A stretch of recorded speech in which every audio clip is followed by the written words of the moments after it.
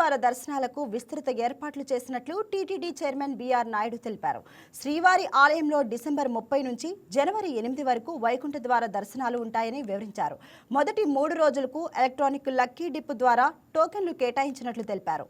మిగతా 7 రోజులు సామాన్య భక్తులకు టోకెన్లు లేకపోయినా సర్వదర్శనానికి అవకాశం కల్పిస్తామన్నారు. అమెరికాకు చెందిన పారిశ్రామికవేత్త మంతెన రామలింగరాజు సహకారంతో పీఏసీలను అత్యాధునిక సౌకర్యాలతో తీర్చిదిద్దుతున్నట్లు తెలిపారు. ఆలయాల ధ్వజస్తంభాల కోసం 100 ఎకరాల్లో టీటీడీనే స్వయంగా దివ్య వృక్షాలను పెంచాలని నిర్ణయించినట్లు తెలిపారు. డిపార్ట్మెంట్ ఏదైతే ఉందో తిరుమలలో, తిరుపతిలో వాటన్నిటిని కూడా ప్రత్యక్షంగా చూసి అక్కడ ఏం మౌలిక సదుపాయాలు ఏం కావాలో అవన్నీ కూడా చేయటానికి సిద్ధంగా ఉన్నాం. రేపు బోర్డు మీటింగ్లో ఉన్నాయి. సుమారు 50 పాయింట్ల వరకు రేపు అజెండా ఉంది. కొన్ని ముఖ్యమైన అంశాలు ఉన్నాయి. వాటన్నిటి మీద కూడా కూలంకషంగా రేపు చర్చించడం జరుగుతుంది. వీటన్నిటికి కూడా కొంత పరిష్కారం వస్తుంది అనేటువంటిది మాకు గట్టి నమ్మకం ఉంది. సో ఆ దిశగా మేము పయనిస్తున్నాం. దీనికి అందరూ సహకరించాలి.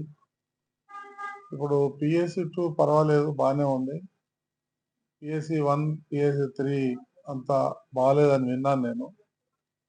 ఈరోజు వేరే కార్యక్రమం ఉండి నేను తొందరగా వచ్చేసాను. మళ్ళీ వెళ్దాం, చూద్దాం, అవన్నీ కూడా సరి చేద్దాం.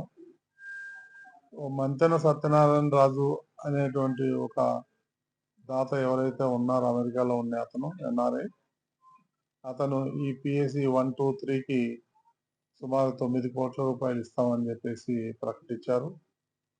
ఆ డబ్బుతోని మెరుగైన సౌకర్యాలు కామన్ భక్తుడికి వాళ్ళకి ఆ డబ్బులు ఖర్చు పెట్టి వాళ్ళకి మెరుగైన సౌకర్యాలు చేయాలనే ఉద్దేశంతోనే ఒక ప్రణాళిక రచిస్తున్నాం.